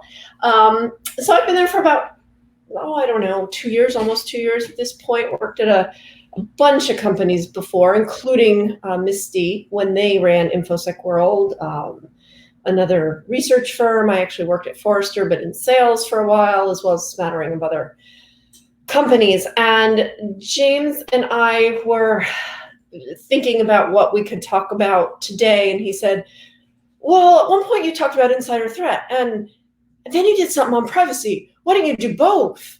And I said, well, okay. And so that's what this presentation is about. It's about insider threat and privacy, and it's a nice follow-on, Gabriel, to what you just presented from a very, very different angle, though. So we'll get started. I'll try to go through this. I actually can't see the, whoops, why did that happen? Not supposed to go yet. I can't see the chat. So James, if there are any questions and you want to interrupt me, go right ahead. But we're going to start with a little informal poll. What's the percentage of insider threats caused by malicious insiders? People can probably drop their numbers in the chat if they want. Oh, you're showing us. Never mind. Okay. Oh, you're giving us options. Oh, I'm giving you options. woo, it's multiple choice. It's a multiple choice. 33, 6, 14, 23. Sounds like some lottery numbers. Oh, man, look at them numbers flying. 33, 33, 33. John said 100. 6. Got a 6 in there. Got a lot of 33s. Got 123 in there. No 14s? We got, I thought I saw one. No. Yeah, of course, now everyone's going to start dropping in 14s. Carl dropped in 14. Of course you did, Carl, when you already voted for 6. That's okay. That's okay, Carl, because it wasn't 14. That was sort of leading you down a false path there. It's 23%. So it depends how you look at this, right? Is that a big number? Is it a small number? It's both. So 23% of insider threats are actually malicious. We'll get to what that means, because the definition of insider and insider threat is changing. It's variable. An insider threat or insider risk, however you want to think about it, it's a constant concern for enterprises and has been forever. But it's changing. And no matter what business you're in, there's always the probability of an insider accessing information they shouldn't, of using information in a way they shouldn't, or inadvertently or intentionally handing it over to somebody they shouldn't. So there are lots of opportunities for misuse and abuse and compromise and all kinds of bad stuff to happen, whether on purpose or not. So if we look back over time, years and years ago, I'm really only 15, so I haven't been in this business a long time, but I've heard that, when mobility was first introduced a while back, it was an issue because we had these personal phones entering the business ecosystem, and executives were saying, figure it out. And security people were like, what do you mean? Why should I put your personal phone on the network? And it happened, and it increased insider incidents, not on purpose, but inadvertently. The same thing happened with cloud access for the same reasons that it's still happening today. There are a lot of improper configurations and overly permissive access rights. So a lot of things have happened in the past that have ratcheted up insider incidents. The latest thing, of course, was the pandemic and the work from home situation. And when that happened, there was a greater risk of insider threats. Some of it was just because people were working on machines they shouldn't have, working at times they shouldn't have been working. And some of it was due to other external factors that we'll get to. But needless to say, the pandemic increased insider risk, and security teams were responsible for it. And according to some industry data, today, now that we're moving out of the pandemic to a degree, almost 3/4 of business leaders, this isn't just security, but business leaders say they are more concerned about insider data risk than they were before the pandemic. So what's happening? According to the 2020 Ponemon Institute Cost of Insider Threats report, insider-driven cybersecurity incidents have increased 47% since 2018. And I would bet that once they compile the data for all of 2020 and the first half of 2021, we're going to see a little bit of the hockey stick. But what are the reasons for this? So you can see them here on the screen. Always on connectivity. We all know what it's like. We knew what it was like before the pandemic. Then it took on a whole new meaning when everybody started working from home. Security, we're a little pampered, right? Because we've always been able to work to a degree remotely, but a lot of people weren't as familiar with how that worked and how to connect safely. And really, just our world today, we have these little mini computers in our pockets, in our purses. We carry them everywhere, and people can access work resources at any time from anywhere. And the pressure to do so can lead to things like fatigue and stress and frustration within organization, things that we don't think of necessarily when it comes to cyber risk, but all of these things increase the risk of an insider incident. Further, because most workers use personal devices for work purposes today and work computers for personal, they're interchangeable. Especially when it comes to those personal devices, organizations can't easily control the security hygiene of the device connecting to corporate resources, and this leaves them vulnerable. Job-related stress. In a tight job market, workers feel a lot of pressure to perform at the highest standards, and even when that means sacrificing personal lives and interests. And workforces today are facing job insecurity. With the pandemic, we saw caregiving interruptions during the day, work schedules that seemed to drag on and on and on because we were split. Our time was split between work and home and maybe spouses or children or cohabitators or pets or whatever was going on. And all of this, the stress makes you sometimes do things that you otherwise wouldn't, or forget to do things that you should. Again, increasing the risk of insider threat. Expanded digital ecosystems. This is something with which security folks are all a little more familiar. Everything we do is highly interconnected. You know, the technologies, the systems, the services. We've got partners, contractors, vendors, suppliers, and they're all in a certain level of need of access to corporate resources. And so we've got our third parties, but that number exponentially increases when you add in our third parties. So that supply chain effect of an insecure nth party means that insider risk extends to everyone and everything that can pivot to your organization. I know it's a little cliche at this point, but this is what the Target breach was all about, right? It's always going to be the proverbial example of what can happen, and it's still happening today. Cloud-based collaboration tools. When you talk about the pandemic, you really have to include this, but it's been coming for a long time too. Cloud-based collaboration tools. Businesses need them to survive, but they're part of the expanded ecosystem of resources, and they expand the attack surface and present new and numerous options for accidental as well as malicious data compromise, especially because controlling access is a major challenge when dealing with resources that are specifically designed for ease of use and efficiency.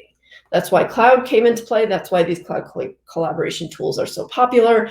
Sometimes security is involved in deploying them, sometimes not. Shadow IT is an issue. So we all know what that means.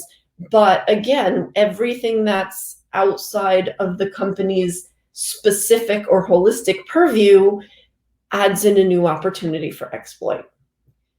And then hybrid work is our last one here. Hybrid work's different from remote work. It's different from mobile work that we're used to from pre-pandemic. Now in a hybrid work world, we've got people toggling between locations, toggling between devices.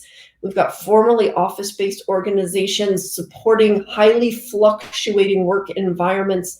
Some workers are on site, some workers are remote, some are going between the two frequently and using managed devices and unmanaged devices. And so traditional approaches to security don't apply in this world. And that's leaving organizations unprepared, unprotected, and susceptible to increased insider threat. So these elements equal tremendous risk, but this list is far from complete. And I'm sure every one of you can think of a use case or use cases that you've experienced yourself or that you've heard of. And the list just goes on and on. On and on. It really is exponential. And so what does this mean? It means that anyone connected to an organization, whether they're a traditional insider, i.e. an employee or a third party, could be an insider threat risk. So to handle insider threat and mitigate risk, enterprise security teams have to devise new processes and techniques, but you have to look at who's an insider, right? So as previously mentioned, an insider is more than an employee or contractor or other human with direct access to corporate systems, because all of your vendors, suppliers, and partners, they either have direct or indirect access to your systems and data.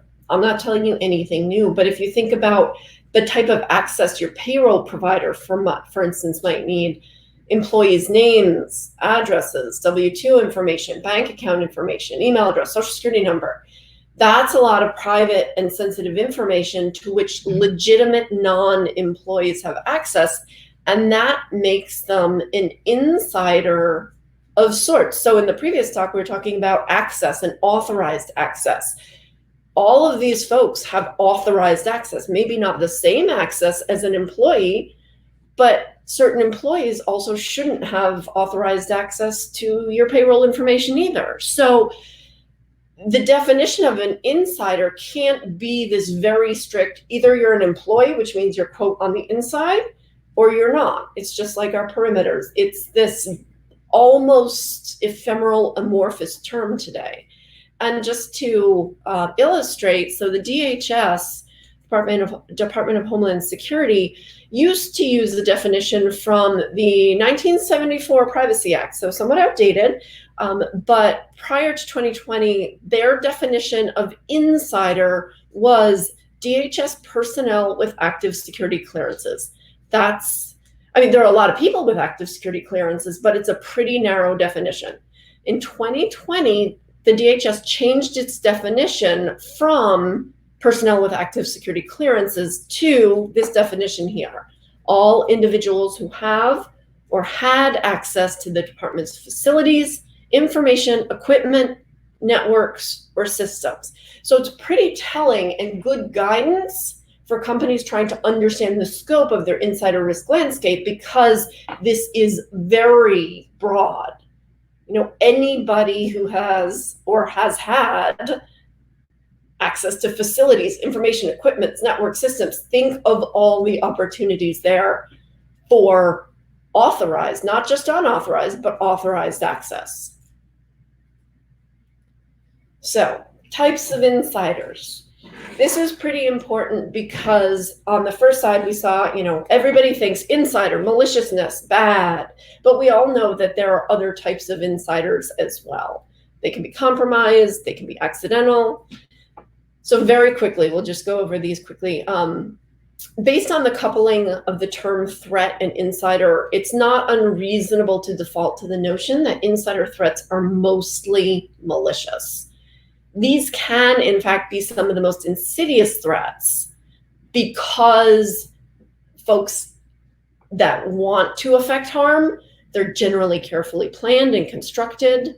And so a malicious or intentional insider can do a great deal of harm because they're really thinking about it.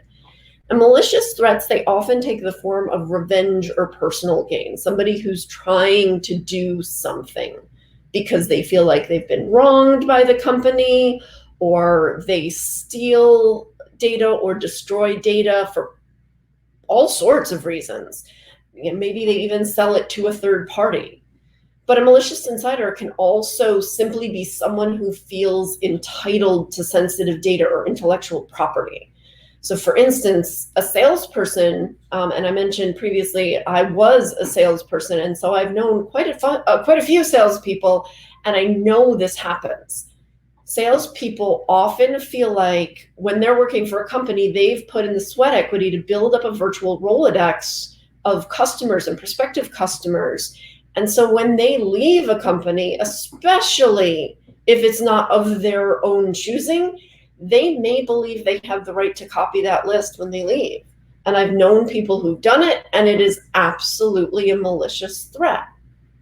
It's intentional, it's purposeful, and it is intended not just to benefit them, but to harm the organization that they're leaving because they want to use that list. This is different than destroying data.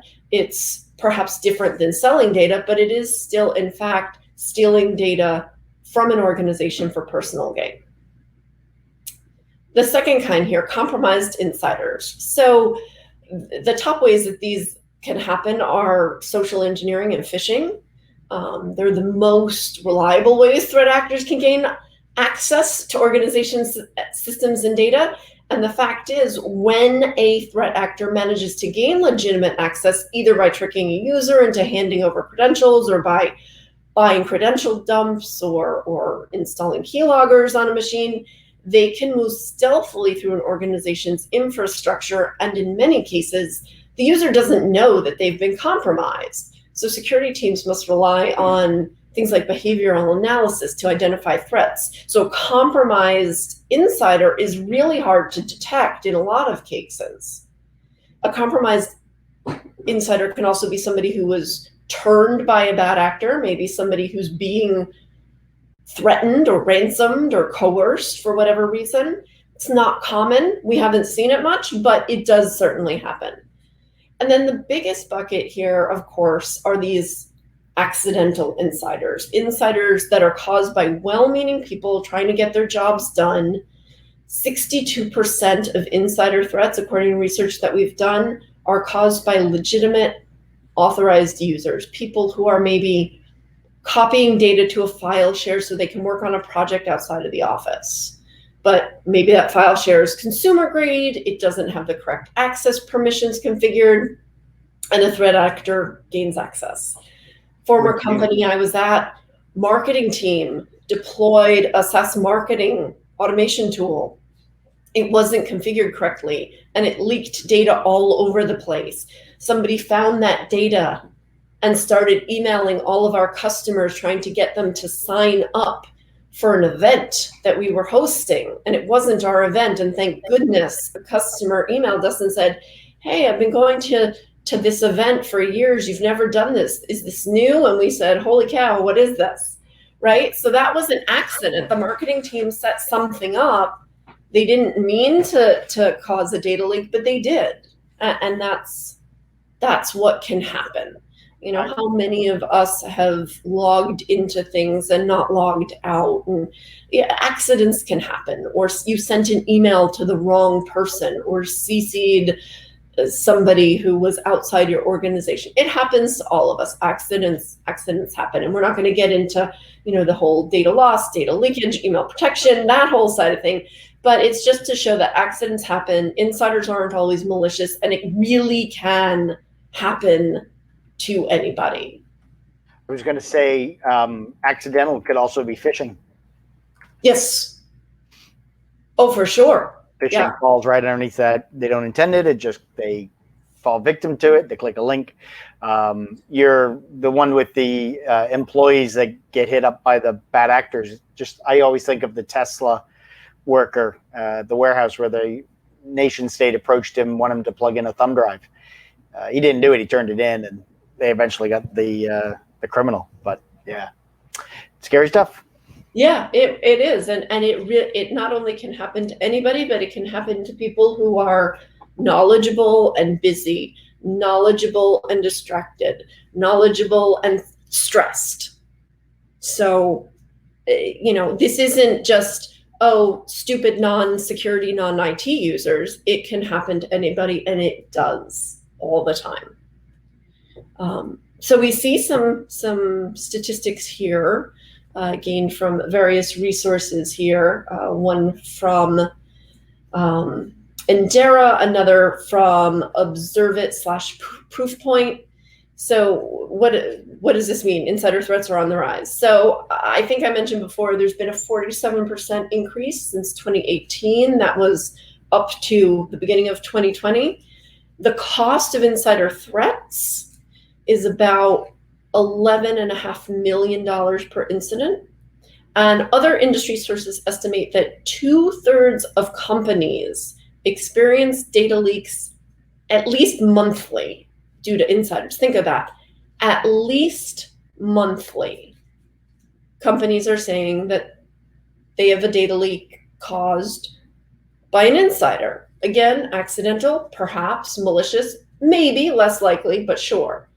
So the impact of insider attacks is pretty huge, and it's not just financial loss. There can be additional ramifications, data loss and compliance, operational disruption, brand damage, customer churn, damage to infrastructure, and privacy, both the insider and from the insider and the enterprise point of view, to name a few. So that's where we start moving from insider threat to this fuzzy line between privacy here. So we're going to get into a second, but if you look at insider threat, there are a lot of different ways that you can look at that. There are a lot of different signs, but it's not always easy to identify, especially in the case of those compromised insiders. Like James, you mentioned phishing, accidental. Yep, somebody has legitimate credentials. Their permissions are set a specific way. It can be a really low and slow attack where they're very purposeful about their actions. They're trying not to tip off any warning signs that they're looking at things that they shouldn't be or downloading too much data. So they are very tricky to identify, right? But some of the warning signs, eventually something's going to crop up. Accessing, copying, exfiltrating large amounts of data, that's a sure sign. That speaks to that salesperson example that I gave before, somebody suddenly downloading entire copies of customer lists. Attempts to access never before used databases or requesting access to data or systems not related to their job function, like a marketing person trying to get into the finance software, or an IT person searching through the executive team's file share just because they have access. Attempts to bypass security. The classic example is someone using programming techniques like cross-site scripting to exploit a vulnerability and bypass access controls. Violations of company security and privacy policies, either sending out private information or using it in a way that wasn't outlined by privacy policies. How many of us on this call have received emails from companies that we've never heard of? It could absolutely be spam. It could be leaked or stolen data. But I'd also bet that in those 27 pages of terms and conditions, there was some right for them to sell my data to a third party without my consent.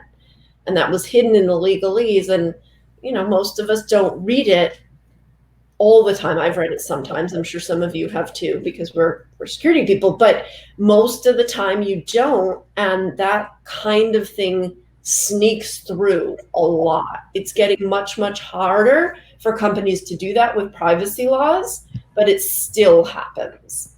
Or it's coming from companies that were at a conference you attended, and they gave the mailing list out to all the sponsors or all the vendors that were there. But you agreed to it when you registered. Yeah. Yes, I can guarantee you, having worked for an events company for many years, that that's happening. That happens. Yep. And it's probably actually in your contract and you didn't read it. But yeah, it's definitely happening. Couple of other signs: unusual changes to account permissions, inappropriate social media chatter. So somebody posting something on social media that they absolutely shouldn't, disgruntled employee perhaps, and inappropriate system use. So privacy. So Gabriel talked about this a lot, and HIPAA may be one of the original privacy laws here, but today we think more of things like GDPR, CCPA, CDPA in Virginia, WAPA in Washington, and myriad state and regional privacy laws. Could there be 50 coming? Maybe, but they're going to be different and disparate, so it's going to be hard. But privacy is bubbling to the top, not just as a compliance effort, but also as a differentiator. And it's hard for companies to keep pace with the amount and speed at which data is collected, yet that's going to continue because data allows enterprises to compete using those analytics which unlock insights and value for their sales team, for their product teams. But all of that data crosses the line or toes the line or creates somewhat of a gray line about perception. And you can look at it as a regulatory requirement, but it is also something that businesses have to think about when they're in the public eye. How is my data being treated? But again, going back to some of those regulations, the GDPR, CCPA, there are uneven maturity levels in the US. There are certainly uneven maturity levels globally. Businesses in Europe, as Gabriel mentioned, are a lot more attuned to privacy laws and more mature in their handling of privacy than a lot of the companies in the US, because they really had to be. US is starting to catch up, but all of this makes it hard for companies to understand what to do and how to do it. In terms of tooling, user and entity behavioral analysis, UEBA tools, as well as access controls, they're all collecting data on user behavior. We all have these in our companies, and they can tell us who's accessing what, how, when, from what device, what is the hygiene of that device. This is all data, and in some cases, you could look at it as private data. It's data about users and what they're doing. And so for that reason, behavioral analysis is controversial. I work with a lot of enterprises and they do it and we take it for granted in security, but it is controversial because to end users and to privacy wonks, there is a little bit of a perception that it's creepy, that it's excessive governance, that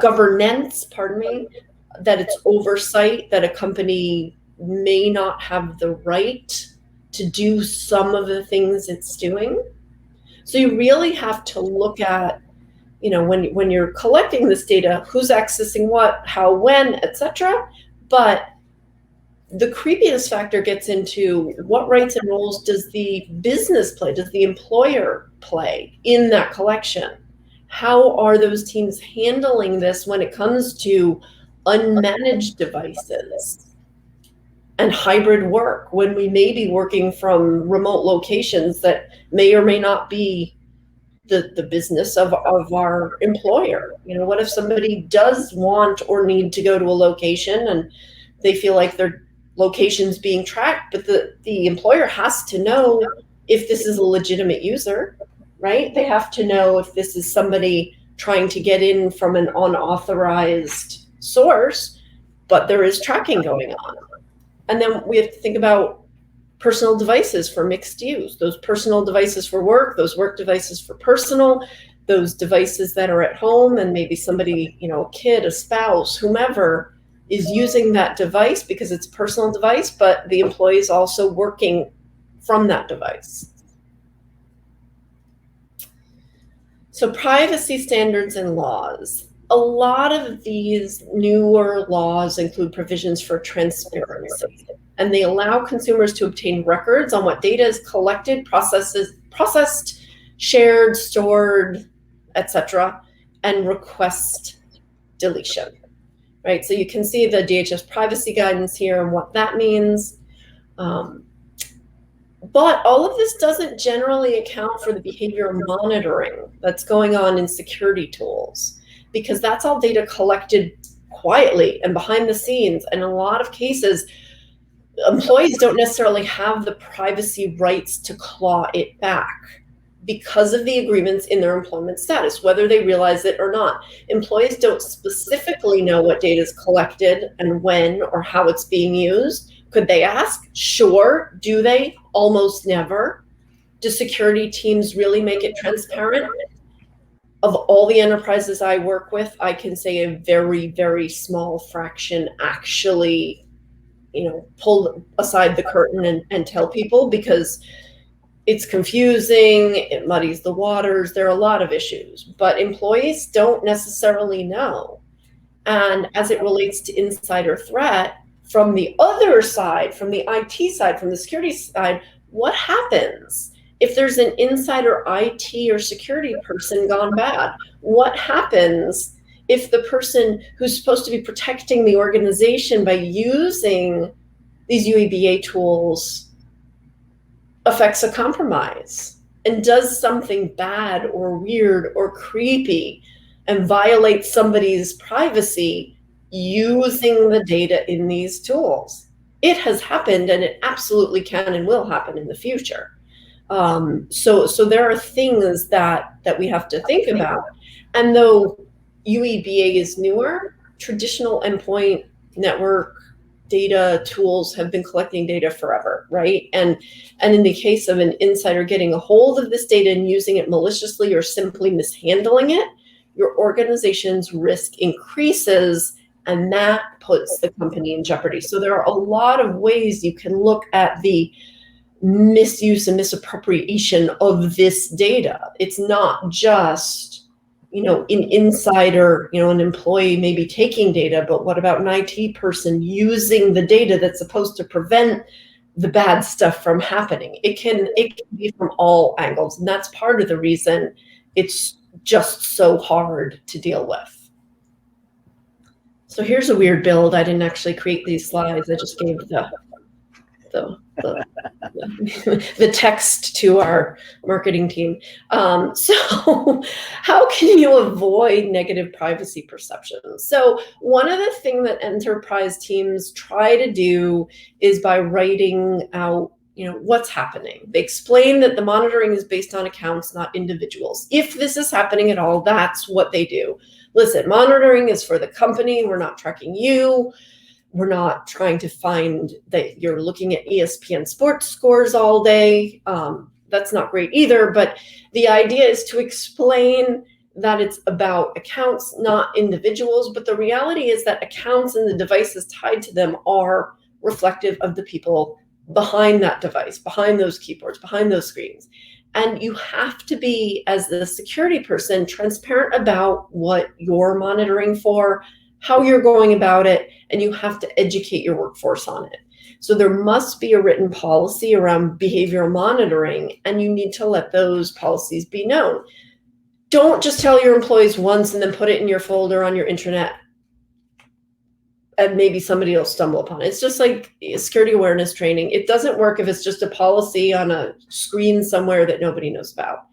Let employees know what you're doing, what you're looking for. Let them know it's about suspicious behavior and preventing compromise for the organization. You're not going to say, you're not going to reprimand somebody necessarily if they are checking ESPN or looking on realtor.com for a new house. It's all about monitoring for malicious or accidental or bad insider business activity to protect against exfiltration, system misuse, and policy violations. And that can be done through a very programmatic policy with education and training. So here are some questions to ask. My little timer here says I'm at 35 minutes, so I won't go through all of these, but these are really good questions when you are implementing some of these security tools and you're thinking about it from an insider threat use case, but also from a privacy use case. Things like, is this fair? Is this lawful? How is this being used? How am I deleting data?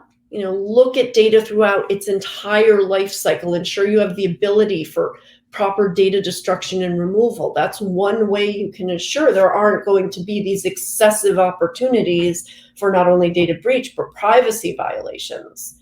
Look at how you're treating that data from a privacy aspect. Gabriel talked about things like anonymization and pseudonymization. Is pertinent data excluded from collection and use? What's going on with notification? How are people notified if there's a violation? At what point? Are there consequences spelled out? So all of these things should be part of the questions you're asking, right? And you know some of the tools and processes, and you can use them to look for suspicious behavior, but you have to recognize that businesses are run by insiders. And so no matter what you're doing, whether it's monitoring for insider threat or trying to comply with these privacy mandates, data is important. And insiders need it to do their jobs. They're the ones who come up with the ideas and the content, and the work they do every day helps run the business. So you have to be cognizant of the HR and both personal and personnel issues, along with the legal and ethical implications of this monitoring and how it intersects with privacy. So you can get into cultural issues with monitoring for insider threat. And that's when purposeful insider incidents can arise. If you have a rub the wrong way, if you're monitoring for insider threat and people are feeling violated, that's when things like the resentment and the revenge can come in. So be careful of that. Remember that privacy and the perception of privacy are just as important. And nobody wants to feel like they're being ruled by Big Brother. There are probably some people on this call who are thinking, well, if you work for a company and you're accessing their systems, then yeah, you're going to be monitored. Everything you're going to do is going to be monitored. And those folks have a point. And then there are probably people on the other end saying, well, yeah, we got to do it, but wow, we collect too much data and this is not good, and all sorts of violations. And I really wish that my marketing team would just stop collecting all of this useless data. And then there's a lot of us who are sort of in the middle, probably. So you have to be aware of your environment and what you're doing and how the perception of these programs may play out in the real world. Because privacy is becoming an employee as well as a consumer concern. And so there needs to be a balance between identifying insider threat and crossing privacy lines. So best practices, this is totally an eye chart, but again, I'll try to go through it quickly, and I can send James the slides here. So number one, build a culture of security and privacy and start with a policy for all insiders. Start during onboarding and make sure you're going through it each year for retained insiders. Convene a multidisciplinary governance group for, have your security and IT teams, obviously HR, legal teams, data owners, somebody from engineering and software development. Consider incorporating a diversity management representative and or outside law enforcement expert on that team. That's really, really important today, because there are going to be different people with different points of view about your programs. And so having somebody with that eye will definitely help keep you out of any hot water, or keep you out of more hot water. You're going to probably come up against some cultural issues, but incorporating a diversity point of view is something to really think about if you can. Clearly explain your acceptable use policies for devices, systems, and data. We've been doing this for a long time, but always a good reminder. Include a detailed but simple explanation of what the insider risk program is. What are you looking for? Why? How is data used? How is data not used? Just like your ESPN sports scores or me looking for houses in the mountains in Vermont. Nobody cares. If I have 5 minutes between meetings, nobody cares what I'm looking at there. That's not insider threat. They can see it, nobody cares. Also include major legal and regulatory requirements. You probably can't cover everyone, but look at the top line ones. Companies absolutely can restrict the use of company devices for personal use and vice versa, but you really do, especially in this hybrid world, have to balance that with employee satisfaction and productivity, as well as insider legal rights.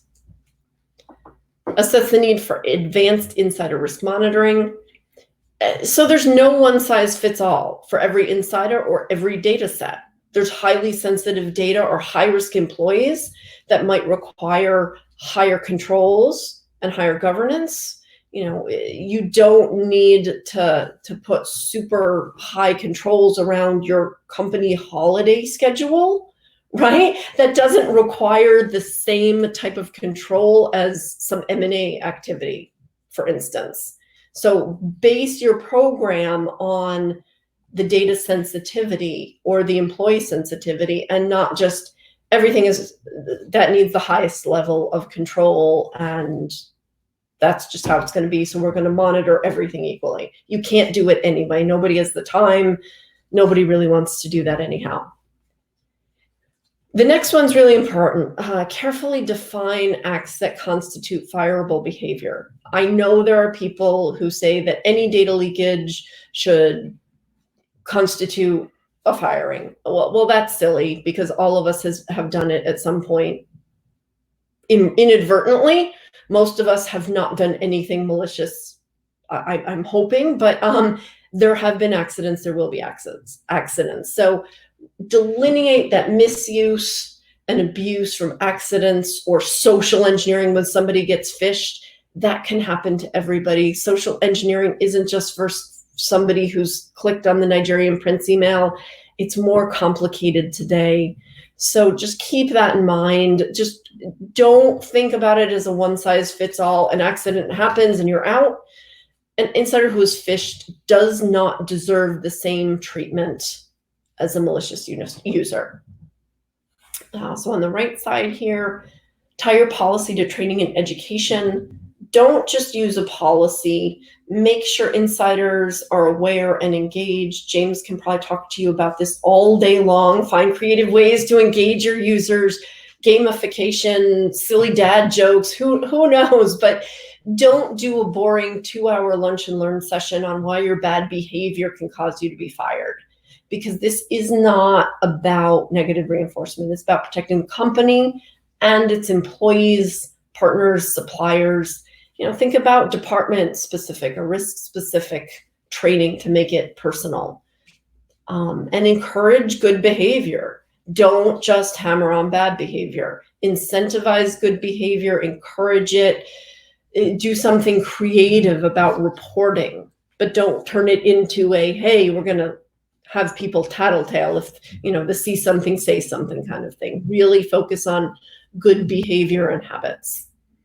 And then look at what processes and technologies you're using. Is it EUBA? Is it that kind of monitoring, or is it just standard security tools? So you already have some form of behavioral monitoring going on, and whether that's tied to your endpoint or access controls for data systems and applications, your network inspection, your DLP, et cetera, et cetera. Yeah, this is all part of what you're doing, and it's necessary for security and necessary to eliminate a lot of incidents, but it's very different from tracking security events or monitoring devices. So here's some data on what some companies are doing, what they think is important in reducing insider threats. And then when you're looking at insider threats and privacy, the most important thing here is, as much as you can, instill that you're focusing on behavior and not people or their devices. You're looking for bad behavior. You're not looking for somebody who's, you know, this is a terrible story, but we really did have some salesperson at a company I worked with who was on the road a lot, and he was looking at things online in his hotel room that he shouldn't be, and the IT department could see it, and he ended up breaking his computer. It's actually a little funny, but they had to talk to him about it, not because they cared what movies he was watching while he was on the road, but because of the source of where he was watching them. And there was all kinds of malware on his computer, and this happened like 3 or 4 times. And he had to get 3 or 4 new computers, and it was costing the company a lot of money, and it was introducing a lot of risk. And he felt like he was being surveilled, and they had to explain why they couldn't allow this to happen anymore. And it was this huge fight.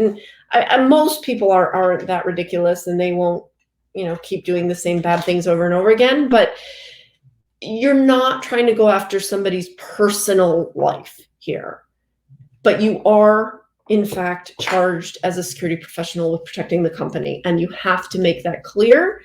But you're not trying to restrict what they're doing. And it's much easier for a threat actor to steal credentials than it is for them to mimic behavior. So you're looking at that. You're not looking at the normal behavior. You're looking at the bad behavior that signals an incident. And then the last thing here, monitor your monitors, because bad incidents can happen from the people that have the most access. And we want to make sure that people with privileged access aren't doing anything sketchy themselves and not putting the organization at any kind of legal risk, whether that's using that data in an inappropriate way or doing things to access data or systems that they shouldn't. So just be really clear and have good guidelines and good policies. Align that with privacy regulations, but rely more on your culture. Know that privacy is a differentiator for your company, and that when you're aligning the two things, they can really give you a competitive advantage as a company in the eyes of your employees, the people who work for you and run your company every day, as well as the people who are your customers or your customers' customers. So that is it for me. Cool. Good stuff. Good info. Thank you very much. Yeah, I mean, it was good to kind of pull in some of what we pulled from Gabe. And yeah, I could go all day talking about security culture and all that good stuff. Funny comment from earlier regarding your salesperson and his laptops. Jim said, give him an Etch-a-Sketch. See how well he can do his presentations then. Yeah, that would have been real, because it was like 3 or 4 laptops, and we were just like, come on, man, like get it through your head. It's that's kind of crazy that happens. Cool. Any questions for Katie? Well, if any, you can either unmute, but I'm dropping in the links from the presentation while I'm thinking about it. From for CSNP, for the ISSA chapter. I'm dropping in Gabe's Twitter handle because he needs more Twitter followers, and Gabe's LinkedIn profile, and then Katie's LinkedIn profile and her Twitter handle. Come on. Oh, didn't copy. Copy. Oh, there it goes. And I'm also going to drop in a bunch of names from for you if you're attending, and I just dropped all the names in the chat. If you see your name in there, when you registered, something happened or whatever, but we didn't get your ISC squared number. So if you want to drop an email into the info mailbox, you can do that, or you can, if you want, you can put your chat number there. I think it'd be easier just to email us at info@isc2chapter-centralflorida.org, and let us know what your number is so we can give you CPE credit. So that way I don't have folks coming at me in 3 weeks going, when are we getting the CPE credits? Because Christopher pretty well does it within about 2 weeks, and then it takes them a month with ISC squared. Gotta love them for it. But yeah, let me. I think that was everything I had. Registration for next month will probably go up later this week. We got to tweak it because now we're not doing virtual. We're going to be doing in person. So we got to have in the different chat tickets, and we're going to add one. We're probably going to add a second ticket. So there'll be a ticket if you're attending virtually, and there'll be a ticket if you're coming in person. Also, we had a lot of multiple registrations, which is fine because, it's all good. But when you, because we do send out several reminders because a lot of you are like me, you get an email and it's like, oh yeah, I want to register. Okay. And then shiny object or work or something diverts your attention and you forget it. And then until the next email comes around, you go, oh, right, I got to register. Sometimes we get folks that do register multiple times, but we do send out the reminders pretty well once a week just to let folks know about the meeting. So there'll be the two different kinds of tickets, a virtual one and then a in-person one. So that way we're able to track and know how many people we're going to get food for, how many people we can expect, and how many people we're going to expect online as well. Because next month we will be kind of doing some uncharted territory where we're going to be streaming live with some cameras and, we'll connect with the laptop with whoever's presenting and see how that goes. But again, a big thank you to Gabe and to Katie for your presentations tonight. Very informative. We had a lot of fun conversation going on in the chat. So Dan just posted great complimentary topics tonight, passionate presenters, and he thanks you. Dr. Jerry Roberts says thank you. Eric says thank you, Catherine. Great stuff. Maureen said thank you. So again, me personally, I thank you both. I've been fortunate to call you friends over the years, and I'll send you the checks for that. But anyway, fortunate to have you as friends and colleagues over the years. And next time we get together in real life at a conference or somewhere, first round's on me. So interesting. I just remembered interesting topic that Katie, you had in the recap, the most important thing about the culture. I actually borrow, steal, whatever you want to call it, pilfer. One of our own members, Avi, who CISO for a law firm, he told me about how within his law firm with the fishing, he had like a top 10 list of people who caught the fishes or were spotting the fishes. At the end of the month, they'd get like a $25 gift card and their name on this list. And if I remember the story correctly, the lawyers could care less about the gift card. It was seeing their name on the list. And being on the top and always checking to make sure the list was being updated. That human culture, that desire to be, that competitiveness, he tapped into the culture of that organization to kind of leverage what he was needing. So Dr. Jerry Roberts has a dad joke. Go on, Jerry. Let's hear it. Or are you just going to drop it in the chat? Okay. So sorry, I was on another screen. All right. So here's a good one. I'm trying to organize a hide and seek tournament, but good players are really hard to find. There we go. That's a good one. Yeah, good. I'm just going to end it with that. I'm just going to end it with that because that was a good one. Kudos. I'll steal that one, use that one in the morning. But again, thanks, Katie. Thanks, Gabe. And to everybody else, hopefully we see you in person. If not, then we'll definitely see you online in the through this virtually.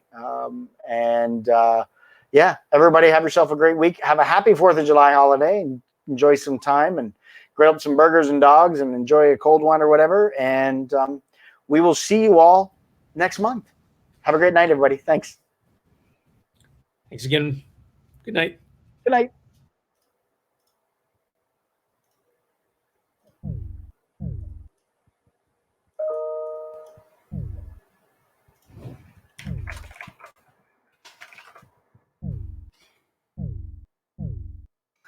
Everybody dropping off.